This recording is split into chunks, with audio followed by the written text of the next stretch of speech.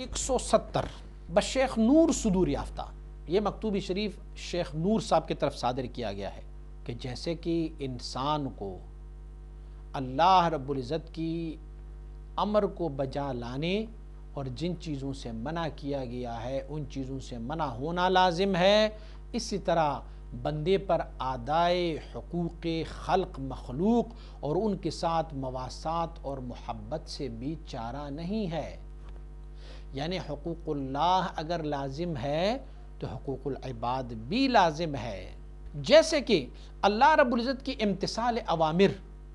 اور انتہا از نواہی، ان سے کوئی چارہ نہیں ہے، ان کی مراعات حقوق کرنے چاہیے، ایسے ہی اللہ رب العزت نے بندوں پر کچھ بندوں کے حقوق بھی رکھے ہوئے ہیں کہ ان کے حقوق کو بھی بجا لانا ہوتا ہے۔ یعنی حقوق اللہ اور حقوق العباد دونوں ہوگا،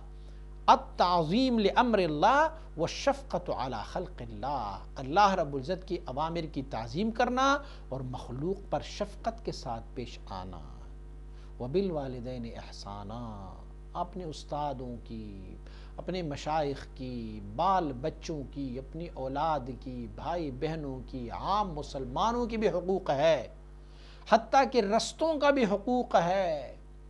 کہ اگر کوئی اذیت اور تکلیف وہاں پر ہو، کوئی پتھر پڑا ہو، کوئی رستے کی رکاوٹ ہو، اسے دور کرنا۔ سبزہ اور گھاس کے بھی حقوق رکھے گئے ہیں، درختوں کے بھی حقوق ہے، جنات کے بھی حقوق ہے، ملائکہ اعظام کے بھی حقوق ہے، غرض کی مخلوقات کے بھی حقوق ہے جس کی مراعات کرنا ہم سب پر لازم ہے۔ جب یہ کہا گیا ہے کہ التعظیم لامر اللہ والشفقۃ علی خلق اللہ، تو یہ دونوں حقوق اللہ اور حقوق العباد دونوں کی طرف اشارہ ہے کہ اللہ کے اوامر کو بجا لاؤ اور مخلوق پر شفقت کر لو۔ ایک بندہ کہے بس میں تو صرف حقوق اللہ ہی ادا کرتا رہوں گا، وہ مالک ہے، وہ خالق ہے، اور بس مجھے مخلوق کے حقوق نہیں چاہیے، تو فرماتے ہیں یہ بھی قصور ہے، یہ بھی ایک نوع کی زیان اور نقصان اور قصور ہے۔ اور تمام سے آپ ایک چیز کو لیں، دونوں میں سے آپ ایک چیز کو لیں تو پھر یہ جو ہے کمال سے دور بات ہے۔ نہیں، حقوق اللہ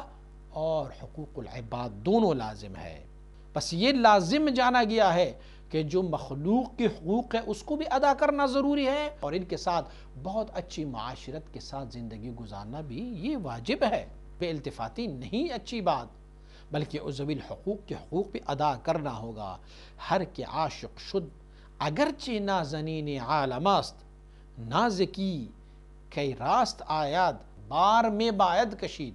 فرماتے ہیں جو عاشق ہو جاتا ہے، اگرچہ وہ سارے کائنات کا سب سے نازنین بندہ ہی کیوں نہ ہو، ناز اور نخروں میں پلا بڑا بندہ بھی ہونا، جب اس کو عشق لگ جاتی ہے تو پھر ان کی ناز کی جو ہے نا وہ کام نہیں آتا، اس نے پھر وزن اٹھانا ہی ہوتا ہے۔ تو اگر آپ نے پروردگار کو راضی کرنا ہے تو حقوق اللہ اور حقوق العباد دونوں کو ساتھ رکھنا ہے۔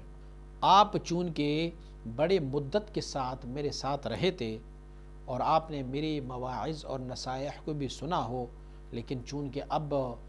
زیادہ طویل بحث نہیں کر سکتا،